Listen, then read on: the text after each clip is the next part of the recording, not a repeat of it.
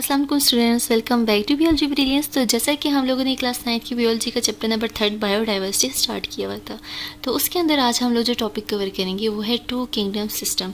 हमने बायोडाइवर्सिटी के 4 topics cover कर लिए हैं। पहला हम लोगों ने इंपॉर्टेंस देख ली, बायोडाइवर्सिटी होता क्या है, उसकी इंपॉर्टेंट क्या है। उसके बाद हमने उसकी क्लासिफिकेशन देख ली कि उसकी बेसिस ऑफ क्लासिफिकेशन क्या है, उसकी बुनियादें क्या हैं। फिर हमने कुछ एम्स देख लिए, हमने उसके मकसद देख लिए और फिर उसके प्रिंसिपल देख लिए, हमने असूल देख लिए कि क्लासिफिकेशन के क्या असूल होते हैं। फिर हम लोगों ने जो लास्ट वो लेक्चर में पढ़ा था वो था हायरार्की ऑफ टेक्सोनमी, कि टेक्सोनमी की जो लेवल्स हैं वो कौन से हैं। तो वो डिफरेंट लेवल्स हमने पढ़ लिए। तो उम्मीद करती हूँ आपने वो लेक्चर्स देखे होंगे, अगर नहीं देखे तो लास्ट में देखें, बहुत ज़्यादा इंपॉर्टेंट है और बहुत ईजी वर्डिंग में समझाया हुआ है, आपको समझ में आएगा। तो आज का जो टॉपिक है वो है टू किंगडम क्लासिफिकेशन सिस्टम। इसके अंदर हम लोग देखेंगे कि टू किंगडम सिस्टम को डिस्कवर किसने किया, उसके अंदर कौन सी मेन थिंग्स आती हैं। बाकी देखेंगे ये टू किंगडम सिस्टम की लिमिटेशन क्या थी, क्यों वो रिजेक्ट हुई, क्यों वो इतनी मानी नहीं जाती। तो ये सब चीज़ें हम लोग आज देखेंगे। तो स्टार्ट करते हैं आज का लेक्चर। तो सबसे पहले हम लोग हिस्ट्री ऑफ क्लासिफिकेशन चेक कर लेते हैं, उसके बाद हम लोग टू किंगडम सिस्टम की तरफ मूव करेंगे। तो सबसे पहले एरिस्टोटल को देख लेते हैं। जिस तरह मैंने अपने काफ़ी लेक्चर में एरिस्टोटल का जिक्र किया है, मैंने कहा इनके बहुत काम है बियोलॉजी में, और आपको अगर पता है कि एरिस्टोटल कौन है, मेरे लेक्चर्स आपने देखे हुए हैं, तो आप कमेंट में ज़रूर बताएं कि एरिस्टोटल कौन है। तो क्लासिफिकेशन में इनका बहुत बड़ा रोल है कि जब क्लासिफिकेशन स्टार्ट हुई तो सबसे पहला जो स्टेप है वो एरिस्टोटल ने ही लिया था। एरिस्टोटल ने ही सबसे पहले लिविंग ऑर्गेनिज्म को डिफरेंट कैटेगरीज में डाला था, उन तकसीम किया था लिविंग ऑर्गेनिज्म को। जितने भी जानदार थे उनको सबसे पहले जिसे तकसीम किया था वो थे एरिस्टोटल। लेकिन एरिस्टोटल के ज़माने में जो है माइक्रोस्कोप नहीं था, तो वो इंटरनल स्ट्रक्चर या एनाटॉमी या फिजियोलॉजी इंटरनल चीज़ें नहीं देख सकते थे। तो उन्होंने जब लिविंग ऑर्गेनिज्म को क्लासिफाई किया तो उसकी बेस जो थी वो हैबिटाट थी। उन्होंने हैबिटाट की बेस पे लिविंग ऑर्गेनिज्म को क्लासिफाई किया। हैबिटाट बोलते हैं लिविंग प्लेसेस को, कि कौन सी चीज़ लिविंग ऑर्गेनिज्म कौन सी जगह पे रहता है। तो कौन सी जगह पे रहता है, इस वजह से उन्होंने लिविंग ऑर्गेनिज्म को 2 कैटेगरीज प्लांट्स और एनिमल्स में क्लासिफाई कर दिया। जब उन्होंने प्लांट्स को क्लासिफाई किया तो उन्होंने कहा कुछ प्लांट्स हर्ब होते हैं, कुछ श्रब्स होते हैं, कुछ ट्रीज होते हैं। हर्ब्स वो हर्बेशियस प्लांट होते हैं, सॉफ्ट प्लांट्स होते हैं जो कि बहुत छोटे होते हैं और जिनकी स्टेम नहीं होती। श्रब्स थोड़े से मीडियम साइज़ के होते हैं और उनकी बहुत लिटिल स्टेम होती है। और जो ट्रीज़ होते हैं वो बहुत बड़े होते हैं जिनकी बड़ी स्टेम्स और ब्रांचेस होती हैं। तो जब उन्होंने एनिमल्स को क्लासीफाई किया तो एनिमल्स को उन्होंने कहा कि कुछ जो एनिमल्स हैं वो लैंड पे रहते हैं, कुछ वाटर में रहते हैं और कुछ एयर पे रहते हैं। जो लैंड पे रहते हैं हमें ज़ाहिर बात है वो चलते होंगे या रेंगते होंगे। जो चलते होंगे वो जैसे कि ह्यूमंस हैं, एनिमल्स हैं, और जो रेंगते होंगे वो रेप्टाइल्स हैं, स्नेक्स, लिजर्ड्स वगैरह। तो वाटर में जिस तरह हमें पता है कि सबसे पहले फिशेस होंगे, टर्टाइल्स होंगे, टर्टल्स होंगे, क्रोकोडाइल्स, एलिगेटर, ये चीज़ें जो होती हैं वाटर में होती हैं, स्विम करती हैं। और एयर में जैसे कि बर्ड्स होंगे। तो इस वजह से हैबिटाट की वजह से कि कौन सी चीज़ कहाँ पे रहती है, इस वजह से एरिस्टोटल ने लिविंग ऑर्गेनिज्म को क्लासिफाई किया। सेकंड साइंटिस्ट जिनका जो बायोलॉजी में इवोल्यूशन में बहुत ज़्यादा रोल है वो है अबू उस्मान उमर अल जाहिज़। इनको सिंपली अल जाहिज़ आप बोलते हैं, लेकिन आपको याद हो कि अल जाहिज़ कौन थे। इन्होंने क्या किया था, 200 बुक्स लिखी थी एनिमल्स पे। जैसे कि अल जाहिज़ की अगर हम लोग लाइफ हिस्ट्री देख लें तो अल जाहिज़ जो है वो बसरा में रहते थे और बहुत ही गरीब फैमिली से तहल्लुक़ रखते थे। तो इनका जो काम था वो था फिशेस का काम था। ये जो फ़िश हैं वो सेल करते थे। तो इस वजह से उनको शौक़ पैदा हो गया था एनिमल्स का। तो उन्होंने क्या किया, एनिमल्स पे 200 बुक्स लिखी, जिसमें से सबसे जो फेमस बुक है वो है किताब अल हैवान। जो किताब अल हैवान बुक है ये उनकी बहुत ज़्यादा फेमस बुक है, क्योंकि इस बुक के अंदर उन्होंने 350 स्पीशीज़ का जिक्र किया है। 350 स्पीशीज़ ऑफ एनिमल्स, एनिमल की 350 स्पीशीज़ का जिक्र किया है। कैट अलग स्पीशी है, डॉग अलग स्पीशी है, मंकी, डंकी, ये सब अलग स्पीशी हैं। तो उन्होंने टोटल 350 एनिमल्स का जिक्र किया है अपनी बुक में, जिसके 7 वॉल्यूम है। तो ये चीज़ आपने याद रखनी है, थोड़ी सी एरिस्टोटल की हिस्ट्री और थोड़ी सी अल जाहिज़ की हिस्ट्री। अब हम लोग देख लेते हैं कि टू किंगडम सिस्टम क्या होता है। तो जो टू किंगडम सिस्टम है उसको जिसने प्रपोज किया है वो है कार्ल लिनियस। हमने सेकेंड लास्ट लेक्चर में पढ़ा था कि कार्ल लिनियस ही टेक्सोनमी के फादर हैं। जो क्लासिफिकेशन है उसके जो फादर हैं वो कौन है, कार्ल लिनियस। ये चीज़ आपने याद रखनी है। और कार्ल लिनियस ही टू किंगडम सिस्टम के भी फादर हैं, ये चीज़ आपने याद रखनी है। एक तो फादर ऑफ क्लासिफिकेशन है और दूसरे टू किंगडम सिस्टम की क्लासिफिकेशन भी इन्होंने की थी 1758 के अंदर। ये चीज़ आपने याद रखनी है। एरिस्टोटल ने 1600 में की थी और जो कार्ल लिनियस है इन्होंने कितने में किया, 1758 में इन्होंने टू किंगडम सिस्टम की क्लासिफिकेशन की है। इन्होंने भी जो लिविंग ऑर्गेनिज्म है उनको सिर्फ 2 किंगडम्स में डाला है, इसलिए इनको 2 किंगडम सिस्टम बोलते हैं। तो एरिस्टोटल की इससे हमने बात की, उससे हैबिटाट देखी थी, लिविंग प्लेसेस देखी थी, लेकिन जो कार्ल लिनियस है इन्होंने क्या किया था, न्यूट्रिशन देखी थी कि वो उनके खाने का मेथड क्या है, खाना कैसे खाते हैं, और दूसरा उनकी मोबिलिटी देखी थी कि वो मूव करते हैं या मूव नहीं करते। ये चीज़ उन्होंने देखी थी कि वो मूव करते हैं कि नहीं करते। इस वजह से उन्होंने 2 किंगडम बनाए, एक किंगडम प्लांटाई और दूसरा किंगडम एनिमलिया। अब हम लोग देख लेते हैं सिंपली किंगडम प्लांटाई क्या होता है, किंगडम एनिमलिया क्या होता है। तो सबसे पहले जो फर्स्ट किंगडम कार्ल लिनियस से पेश किया था वो है किंगडम प्लांटाई। तो नेम इंडिकेट कर है कि इसके अंदर प्लांट्स तो मस्ट होंगे। तो कार्ल लिनियस का जो एक डिफ़ॉल्ट था वो ये था, एक जो गलती थी वो ये थी कि उसने किंगडम प्लांटाई के अंदर उसने बाकी 2 किंगडम भी डाल दिए। उसने बैक्टीरिया भी डाल दिया और फंजाई भी डाल दिया। जैसे कि बैक्टीरिया अलग चीज़ है, फंजाई अलग चीज़ है और प्लांट्स अलग चीज़ है। लेकिन कार्ल लिनियस ने क्या किया कि इन तीनों को एक ही जगह पे डाल दिया। सबसे मेजर डिफ़ॉल्ट जो था कार्ल लिनियस का वो यही था। आगे जाकर हम लोग इसके डिफ़ॉल्ट्स को डिस्कस करेंगे। अभी हम बेसिक करैक्टर्स देख लेते हैं। किंगडम प्लांटाई में जो ऑर्गेनिज्म होंगे उनकी बेसिक करैक्टर्स कौन से होंगे, उनकी खुसूसियात कौन सी होंगी। तो जैसे कि बैक्टीरिया हमें पता है क्या होते हैं, प्रोकैरियोट्स होते हैं कि इनके अंदर न्यूक्लियस नहीं होता। और जो प्लांट्स होते हैं वो फोटोसिंथेटिक होते हैं, वो अपनी फूड खुद बनाते हैं, वो किसी पर डिपेंड नहीं करते। और जो फंजाई होता है वो नॉन फोटोसिंथेटिक होता है, वो फोटोसिंथेसिस नहीं कर सकता और वो अपनी फूड के लिए औरों पे डिपेंड करता है, और जो फूड के लिए औरों पे डिपेंड करे उसको बोलते हैं हेटेरोट्रॉफिक। तो ये मोड ऑफ न्यूट्रिशन था, ये खाने की रीज़न थे कि वो कैसे खाते हैं। बैक्टीरिया का भी हमें पता है कि वो क्या करता है, कुछ बैक्टीरिया अपनी खुराक खुद बनाते हैं, कुछ बैक्टीरिया अपनी खुराक नहीं बनाते। जैसे कि अगर हम सिंपल बैक्टीरिया की बात कर लें तो वो क्या होता है ना, वो अपनी खुराक खुद नहीं बना सकता। और जो साइनोबैक्टीरिया है उसके अंदर क्लोरोफिल होता है और वो अपनी खुराक खुद बना सकता है। तो फंजाई में बात कर लें तो फंजाई में जितने भी ऑर्गेनिज्म होते हैं या तो वो पैरासाइट्स होते हैं या तो वो सेप्रोफाइट्स होते हैं, या तो वो डेड मैटर पर डिपेंड करते हैं या तो वो अपने किसी होस्ट पर डिपेंड करते हैं। तो ये जितना भी मैंने बताया ये डेट पे डिपेंड करते हैं या सेप्रोफाइट, ये सब कुछ तो टेंशन आपने नहीं लेनी है। मैंने 5 किंगडम सिस्टम पे एक बहुत ही अच्छी जो वीडियो है, लेक्चर वीडियो है वो बनाई हुई है, जो कि मैं इस प्ले लिस्ट में शेयर कर दूँगी और आपको जो है डिस्क्रिप्शन में भी दे दूँगी, उसको आपने मस्त देखना है। तो ये जो आपके पॉइंट्स अगर क्लियर नहीं है, प्रोकैरियोट क्या होते हैं, फोटोसिंथेटिक, हेटेरोट्रॉफिक और जो सेप्रोफाइट्स हैं या पैरासाइट्स हैं, अगर ये चीज़ें आपको समझ में नहीं आ रही तो उस लेक्चर में मैंने डिटेल से बताया 5 किंगडम सिस्टम में, जिससे आपको अच्छी तरह समझ में आ जाएगा। तो टेंशन नहीं लेनी है, बस आपने इतना याद रखना है कि किंगडम प्लांटाई के अंदर बैक्टीरिया होंगे, प्लांट्स होंगे और फंजाई होंगे। सिंपल आपने ये 3 चीज़ें याद रखनी है। अगर बहुत डिटेल में नहीं जाते, आप बेशक प्रोकैरियोट ना याद करें अभी के लिए, 2 किंगडम सिस्टम के लिए, तो आपको बस ये याद रखना है कि किंगडम प्लांटाई के अंदर बैक्टीरिया आते हैं, प्लांट्स आते हैं और फंजाई आते हैं। ये चीज़ अभी के लिए आपने मस्त याद रखनी है, किंगडम प्लांटाई के अंदर कौन सी 3 किंगडम आते हैं। बाकी जैसे कि हमने कहा कार्ल लिनियस ने मोबिलिटी पे डिपेंड किया कि मोबिलिटी कैसी होती है। तो जो प्लांट्स का करेक्टर है वो ये है कि प्लांट्स जो है नॉन मोटाइल हैं, वो मूव नहीं कर सकते, वो स्टेशनरी हैं, वो एक ही प्लेस पे रहते हैं। तो बच्चों की कन्फ्यूजन ये होती है कि मूवमेंट क्या होती है, लोकोमोशन क्या होते हैं। अब प्लांट मूवमेंट शो करते हैं या लोकोमोशन करते हैं, तो प्लांट्स जो हैं वो मूवमेंट शो करते हैं, वो लोकोमोशन शो नहीं करते। मूवमेंट होती है बॉडी की किसी पार्ट को भी मूव करना, जैसे कि प्लांट्स अपने लीव को मूव करते हैं, या प्लांट्स की जो ग्रोथ होती है, ग्रोथ भी एक मूवमेंट है। प्लांट अपना रुख बदलते हैं, वो भी एक मूवमेंट है, लेकिन प्लांट लोकोमोशन नहीं करते।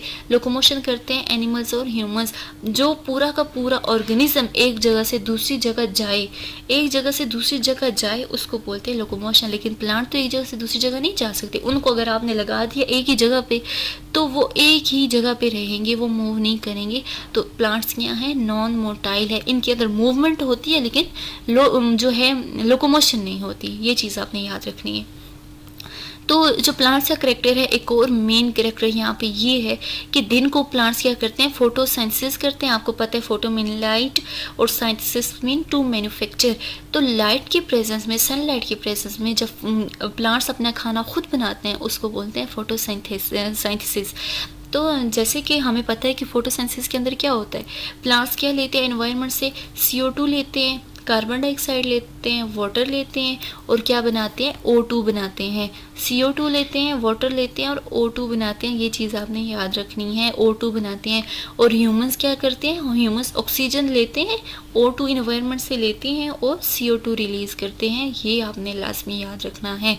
तो प्लांट्स क्या करेंगे, दिन को क्या करेंगे, CO2 लेंगे और O2 निकाल देंगे, जो कि ह्यूमंस ले लेंगे, ऑक्सीजन निकाल लेंगे, कार्बन डाइऑक्साइड लेंगे, ऑक्सीजन निकाल लेंगे। लेकिन जब रात हो जाएगी तो यही प्रोसेस रिवर्स हो जाएगा, उनके अंदर रिस्पायरेशन होने लग जाएगी। आपको पता है कि ह्यूमंस के अंदर रिस्पायरेशन होती है, तो रात को प्लांट्स के अंदर भी रिस्पायरेशन होने लग जाएगी। वो ऑक्सीजन लेंगी और फिर कार्बन डाइऑक्साइड निकालेंगे। जिस तरह पुराने लोग बोलते हैं कि रात को प्लांट्स के पास नहीं सोना चाहिए, तो वहाँ पे जिन होते हैं और वो बंदे को खा लेते हैं, मार लेते हैं, तो ऐसा नहीं होता है। ठीक है बच्चों, आप जैसे बियोलॉजिस्ट हो तो आपको रीज़न लाजमी पता हो क्यों रात को प्लांट्स के पास नहीं सोना चाहिए। रात को प्लांट्स के पास इसलिए नहीं सोना चाहिए क्योंकि प्लांट्स भी रात को रिस्पायरेशन कर रहे होते हैं। हमें ऑक्सीजन चाहिए होती है एनवायरनमेंट के लिए ना, हमें ज़िंदा रहने के लिए एयर चाहिए, ऑक्सीजन चाहिए। लेकिन रात को प्लांट्स क्या कर रहे होते हैं, इन्वायरमेंट से सारी ऑक्सीजन खुद ले रहे होते हैं और CO2 निकाल देते हैं। तो इन्वायरमेंट में कार्बन डाइऑक्साइड ज़्यादा हो जाती है, ऑक्सीजन तो वो लेकर जा रहे होते हैं। तो ह्यूमंस के लिए रात को ऑक्सीजन नहीं बचती, वहाँ पे ऑक्सीजन की कमी हो जाती है, जिसकी वजह से ह्यूमंस की डेथ हो जाती है। तो आपको रीजंस पीछे पता हो, आप बियोलॉजिस्ट हैं तो आपको मस्ट पता हो कि अगर ये बात है तो इसके पीछे रीज़न क्या होगा, लाइफ का रीज़न क्या होगा। तो यही तो बियोलॉजी है। हम लोग को चीज़ें रटने से चीज़ नहीं आएगी, हमें चीज़ें समझने से चीज़ आएगी। हमें पता हो कि बायो की चीज़ें हम लोग अपनी ज़िंदगी पे इम्प्लीमेंट कैसे कर सकते हैं। ठीक हो गया। उसके बाद जो प्लांट्स का करेक्टर है वो है ऑटोट्रॉफिक। कि प्लांट्स क्या होते हैं, ऑटोट्रॉफिक होते हैं। ऑटोट्रॉफिक मीन वो अपनी खुराक खुद बनाते हैं। तो जैसे कि कार्ल लिनस ने न्यूट्रिशन पे भी बात की थी, एक मोबिलिटी की बात की थी कि वो मूव करेंगे कि नहीं, दूसरी बात की थी कि वो अपनी खुराक खुद बनाएंगे कि नहीं। तो प्लांट्स जो होते हैं वो ऑटोट्रॉफ होते हैं, वो अपनी खुराक खुद बनाते हैं। ठीक है, तो प्लांट्स जब अपनी खुराक खुद बनाते हैं तो उनके अंदर जो फूड रिजर्व होती है वो स्टार्च की फॉर्म में होती है। हम लोग बात करते हैं ना कि अगर आप पोटैटो ही ले लें, पोटैटो के अंदर जितना भी फूड मटेरियल होगा, उसकी पील को छोड़ के अंदर जितना भी फूड मटेरियल होगा उसको बोलते हैं स्टार्च। ये चीज़ आपने लाजमी याद रखनी है। और जो सेल है, प्लांट्स का सेल देखें और ह्यूमंस का सेल देखें या एनिमल्स का सेल देखें तो उनके अंदर मेजर डिफरेंस ये है कि प्लांट्स का जो सेल है उसके अंदर सेल वॉल भी होती है, सेल मेम्ब्रेन भी होती है। सेल वॉल आउटर मेम्ब्रेन होती है और उसके अंदर जो मेम्ब्रेन होती है वो सेल मेम्ब्रेन होती है। आउटर मेम्ब्रेन कौन सी होती है, सेल वॉल, और उससे अंदर इनर होती है सेल मेम्ब्रेन, या उसको आप प्लाज्मा मेम्ब्रेन भी बोल सकते हैं। प्लांट्स के अंदर दोनों मेम्ब्रेन होती है, एक सेल वॉल और दूसरी सेल मेम्ब्रेन। लेकिन ह्यूमंस या एनिमल्स के अंदर प्लाज्मा मेम्ब्रेन ही होती है, सेल वॉल नहीं होती। ये मेन डिफरेंस आपने याद रखना है। और प्लांट्स को जैसे पानी की बहुत ज़्यादा ज़रूरत होती है तो उनके अंदर लार्जर वैक्यूल होता है और सेंटर में होता है, बहुत बड़ा वैक्यूल होगा और सेंटर में होगा। ये चीज़ आपने लाजमी याद रखनी है। ये डिफरेंट करेक्टर्स थे जो कि हमने प्लांट्स के डिस्कस किए। अब हम एनिमल के डिस्कस करेंगे कि किंगडम एनिमलिया में कार्ल लिनियस ने क्या डिस्कस किया था। जैसे कि किंगडम प्लांटाई में हमने बैक्टीरिया भी कवर कर लिए, फंजाई भी और प्लांट भी। तो पीछे कौन कौन से रह जाते हैं, देखिए सोचें। हमने किंगडम प्लांटाई के अंदर फंजाई को भी कवर कर लिया, बैक्टीरिया को भी और प्लांट्स को भी। तो पीछे जो दो किंगडम्स रहते हैं वो है प्रोटिस्टा और दूसरा एनिमलिया। तो किंगडम जो प्रोटिस्टा के जो ऑर्गेनिज्म थे और किंगडम एनिमलिया के जो ऑर्गेनिज्म थे, कार्ल लिनियस ने इन दोनों को उठा के किंगडम एनिमलिया के अंदर डाल दिया। ये इसका एक और मेजर डिफॉल्ट था, गलती थी। इस वजह से कार्ल लिनियस की जो थ्योरी है टू किंगडम सिस्टम, इसको नहीं माना जाता क्योंकि लिविंग ऑर्गेनिज्म को हम दो कैटेगरीज में नहीं डिवाइड कर सकते। ये सब अलग अलग करेक्टर्स रखते हैं, हर ऑर्गेनिज्म, हर स्पीशी अलग अलग करेक्टर रखती है। तो ये आगे हम लोग डिस्कस करेंगे। उससे पहले हम लोग जनरल जो किंगडम एनिमलिया के करेक्टर्स हैं वो देख लेते हैं। सबसे पहले मैंने बताया कि किंगडम एनिमलिया के अंदर वो ऑर्गेनिज्म आएंगे ये जो यूनिसेलुलर प्रोटोजोन्स होंगे या प्रोटिस्टा होंगे। प्रोटिस्टा आपको 5 किंगडम सिस्टम में आप देखिएगा कि प्रोटिस्टा में ऑर्गेनिज्म आते हैं जिनकी एग्जाम्पल है यूग्लिना, पैरामेशियम, वोल्वॉक्स, ग्रीन एल्जी, ये सब चीज़ें आती हैं प्रोटिस्टा के अंदर। और मल्टी सेलुलर एनिमल्स होंगे। एनिमलिया के अंदर एनिमल्स तो होंगे लेकिन साथ में उन्होंने किसको डाला, प्रोटोजोन्स को भी डाल दिया। तो अब हम लोग देख लेते हैं कि जो एनिमल्स होंगे या प्रोटोजोन्स होंगे उनका ये करेक्टर होगा कि वो क्या करेंगे, मूव कर सकेंगे, एक प्लेस से दूसरी जगह पे मूव कर सकेंगे, वो लोकोमोशन शो कर सकेंगे। और रात को, डे और नाइट दोनों टाइम उनके अंदर रिस्पायरेशन हो रही होगी। वो क्या कर रहे होंगे, ऑक्सीजन ले रहे होंगे और कार्बन डाइऑक्साइड रिलीज़ कर रहे होंगे, CO2 हम निकाल रहे होंगे और ऑक्सीजन ले रहे होंगे, और ह्यूमंस के अंदर या एनिमल्स के अंदर फोटोसिंथेसिस नहीं होगी। और इनके अंदर क्लोरोफिल नहीं होता, जैसे कि एनिमल्स के अंदर या ह्यूमंस के अंदर क्लोरोफिल नहीं होता, तो ये अपनी खुराक भी खुद नहीं बना सकते, तो इसलिए अपनी खुराक पे दूसरों पे डिपेंड करते हैं, और इनको बोलते हैं हेटेरोट्रॉफ्स। ये अपनी खुराक के लिए दूसरों पे डिपेंड करते हैं। आप लिख सकते हैं they depend on other for their foods. ये अपनी खुराक नहीं बना सकते, जैसे कि हम एनिमल्स पे डिपेंड कर रहे होते हैं मीट के लिए, या प्लांट्स पे डिपेंड कर रहे होते हैं वेजिटेबल्स के लिए, हम अपनी खुराक नहीं बना सकते। तो ह्यूमंस के अंदर जो रिजर्व फूड मटीरियल होगा, रिजर्व मतलब स्टोर फूड मटेरियल, जो हमारी बॉडी के अंदर स्टोर हुआ होगा, उसको बोलते हैं ग्लाइकोजन।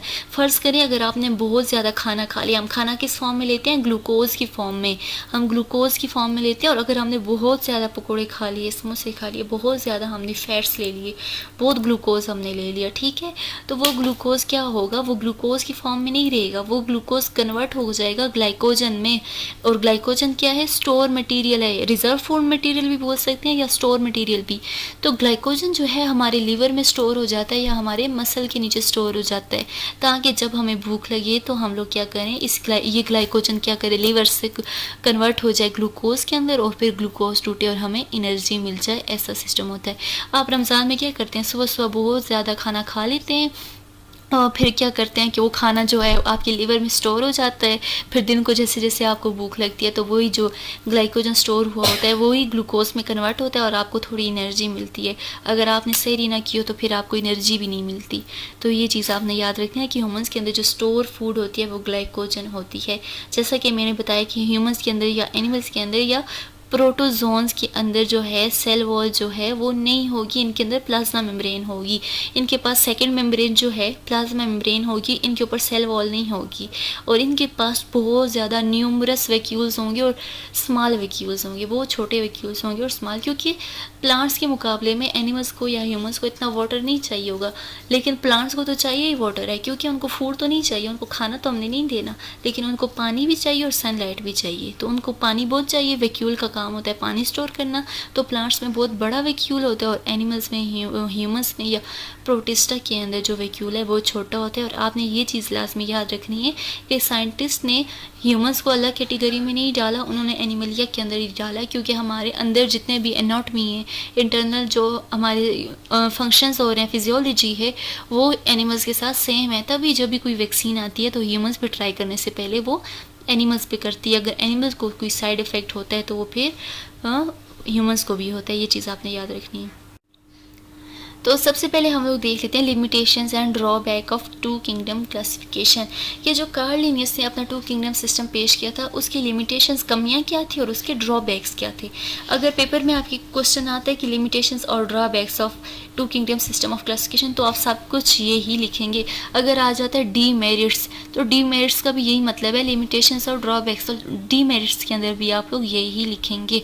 तो सबसे पहले जो मैंने आपको लेक्चर में भी बताया है कि इसकी गलतियाँ यही थी कि इसने किंगडम प्लांटाई के अंदर उसने बैक्टीरिया को भी डाल दिया और फंजाई को भी डाल दिया, और एनिमल के अंदर उसने किंगडम प्रोटिस्टा को भी डाल दिया, ये इसकी गलती थी। तो अब हम लोग देख लेते हैं स्पेसिफिक कौन से ऑर्गेनिज्म को देख के साइंटिस्ट ने कहा कि इसकी ये गलती थी।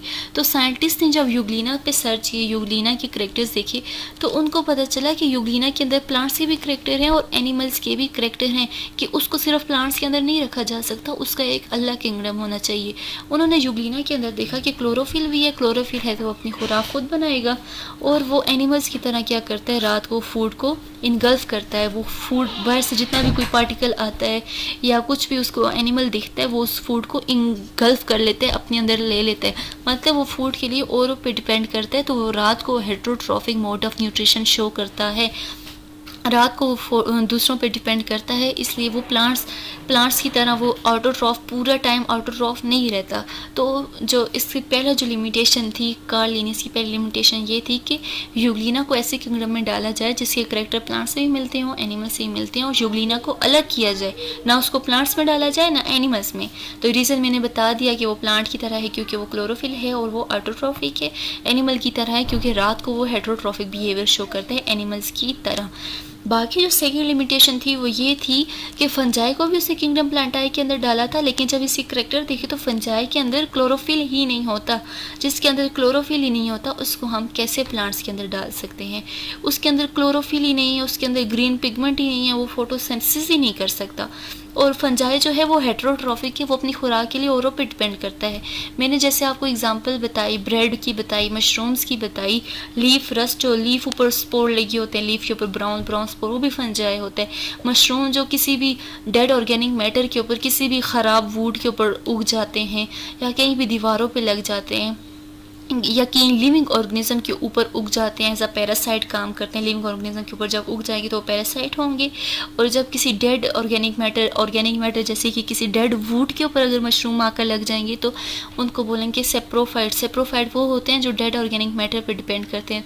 तो जब वुड के ऊपर मशरूम लग जाएंगे तो वो सेप्रोफाइट होंगे, लेकिन जब वो लिविंग ऑर्गेनिज्म या लिविंग प्लांट्स के ऊपर जो मशरूम आकर लग जाएंगे तो जिस तरह लीफ के ऊपर, जैसे लीफ के ऊपर स्पोर्स आ जाते हैं, लीफ स्पोर्स बोलते हैं, लीफ रस्ट बोलते हैं, वो भी फंजाई है। तो वो अपनी फूड के लिए औरों पे डिपेंड करता है, ठीक है, औरों पे डिपेंड करेगा। तो ये क्या है, हेटेरोट्रॉफिक है, इसलिए इसको प्लांट्स में शो नहीं करेंगे। अगर आपको ये नेम्स मशरूम वगैरह या लीफ रस्ट या है फंजाई की कोई मुश्किल लग रहा है तो आप 5 किंगडम सिस्टम वाली जो लेक्चर वीडियो है मस्त देखिएगा, ठीक है। फिर जो नेक्स्ट हम लोग देख लेते हैं, नेक्स्ट लिमिटेशन जो है वो ये थी कि there is not a clear difference between eukaryote and prokaryotes. Eukaryotes बोलते हैं ट्रू न्यूक्लियस और प्रोकैरियोट बोलते हैं फॉल्स न्यूक्लियस।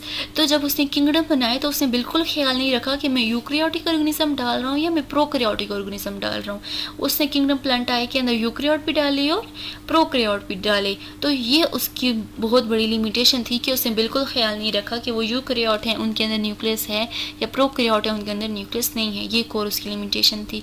और एक और उसकी लिमिटेशन थी कि उससे जो प्रिमिटिव ऑर्गेनिज्म है, प्रिमिटिव बोलते हैं बहुत पुराने जो ऑर्गेनिज्म हैं जिनको बैक्टीरिया कहा जाता है, वो प्लांटाई के अंदर मैच नहीं करते, क्योंकि जो किंगडम बैक्टीरिया है उसके जो ऑर्गेनिज्म है कुछ हेटेरोट्रॉफिक हैं, कुछ ऑटोट्रॉफिक हैं, कुछ के अंदर क्लोरोफिल है, कुछ के अंदर क्लोरोफिल नहीं है। और बहुत सी प्रॉपर्टी जो बैक्टीरिया की हैं वो ऐसी हैं जो किंगडम प्लांटाई से मैच नहीं करती। तो इस वजह से बैक्टीरिया को भी अलग किंगडम ही होना चाहिए। जैसे कि मैंने आपको लास्ट लेक्चर्स में बताया है, एवोल्यूशन हुई थी तो साइंटिस्ट कहते हैं इस दुनिया पे सबसे पहले बैक्टीरिया आए थे। बैक्टीरिया किंगडम मुनेरा के अंदर आते हैं और किंगडम मुनेरा वाहिद ऐसा किंगडम है जिसके अंदर प्रोकैरियोट्स होते हैं। इसका मतलब बैक्टीरिया क्या है, प्रोकैरियोट्स हैं। ये चीज़ आपने मस्त याद करनी है। किंगडम मुनेरा वाहिद ऐसा किंगडम है जिसके अंदर प्रोकैरियोट्स होंगे और प्रोकैरियोट्स की एग्जाम्पल है बैक्टीरिया। तो इसकी ये लिमिटेशन थी कि इसने किंगडम जो मुनेरा के ऑर्गेनिज्म है, बैक्टीरिया है, इसको इसने प्लांटाई के अंदर डाल दिया। उसके बाद जो स्टेटस ऑफ वायरसेस हैं कि वायरस कौन सी किंगडम में आएंगी, इसने ये बयान नहीं किया था। ये इसकी एक बहुत बड़ी लिमिटेशन थी। इसने वायरसेस का जिक्र ही नहीं किया था। इसने बाकी ऑर्गेनिज्म का तो जिक्र किया लेकिन वायरसेस का बताया ही नहीं कि ये लिविंग है नॉन लिविंग है, ये इसने नहीं बताया। और अगर वायरसेस की बात किया जाए तो ये ना ही इनको नॉन लिविंग कहा सकते हैं और ना ही इनको लिविंग कहा सकते हैं, क्योंकि जब तक अगर हम वायरसेस की, मैं जैसे कि आपको नेक्स्ट लेक्चर दूंगी, वायरसेस की बात करें तो जब तक ये अगर नॉन लिविंग चीज़ों पे होते हैं तो ये नॉन लिविंग होते हैं। जैसे ही इनको लिविंग ऑर्गेनिज्म मिल जाता है तो ये फ़ौरन से एक्टिव हो जाते हैं। तो ये लिविंग भी है, नॉन लिविंग भी, हम कह सकते हैं कि ये लिविंग और नॉन लिविंग की बाउंड्री पर हैं। तो ये चीज़ें जो हैं कार्ल लिनियस ने नहीं बयान की थी। तो ये इसके ड्रॉबैक से इसकी जो 2 किंगडम सिस्टम है, क्लासिफिकेशन का जो सिस्टम है जो उसने पेश किया, उसकी कुछ ख़राबियाँ हैं, कुछ उसकी कमियाँ हैं जो कि उसने बयान नहीं की। तो उस कमियों को पूरा करने के लिए बाद में जो साइंटिस्ट आए उनका नाम है। तो अब हम लोग वो साइंटिस्ट देख लेते हैं जिन्होंने कार्ल लिनियस की जो कमियां थी, थ्योरी की जो कमियां थी, उनको पूरी की और अपनी थ्योरीज लाई, जिसकी वजह से वो जितनी भी कमियां थी, जितनी भी खामियां थी, वो पूरी होगी क्लासिफिकेशन की। तो जैसे कि हमने पहली लिमिटेशन पढ़ी यूग्लिना की, यूग्लिना को ना प्लांट्स में होना चाहिए ना एनिमल्स में, उनके लिए अलग किंगडम होना चाहिए। तो इस बात को पूरा करने के लिए अर्नस्ट हैकेल ने 1866 के अंदर एक नया किंगडम बनाया, किंगडम प्रोटिस्टा, जिसके अंदर उन्होंने यूग्लिना लाइक ऑर्गेनिज्म डाले। यूग्लिना लाइक ऑर्गेनिज्म एग्जांपल्स आती हैं पैरामेशियम की, अमीबा की, वोल्वॉक्स की, ग्रीन एल्ची की, ये सारे जितने भी एग्जांपल हैं ये किसकी हैं, किंगडम प्रोटिस्टा की। तो ये आपने याद रखनी है। तो इन ऑर्गेनिज्म को अलग करने के लिए, प्लांट्स और एनिमल्स को से अलग करने के लिए अर्नस्ट हैकेल ने 1866 के अंदर किंगडम प्रोटिस्टा को पेश किया। ये 3 किंगडम्स हो गए, किंगडम प्लांटाई हो गया, किंगडम एनिमलिया हो गया और किंगडम प्रोटिस्टा हो गया।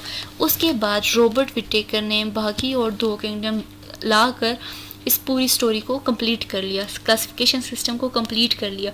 वो 2 किंगडम कौन कौन से रह गए, एक बैक्टीरिया वाला और एक फंजाई वाला। जो बैक्टीरिया वाला है उसको बोलते हैं किंगडम मुनेरा और फंजाई को बोलते हैं किंगडम फंजाई। तो ये 2 नहीं हुए थे, तो इन्होंने वो भी डिस्कवर कर लिया। किसमें, 1969 में रॉबर्ट विटेकर ने न्यू किंगडम 5 किंगडम सिस्टम पेश किया।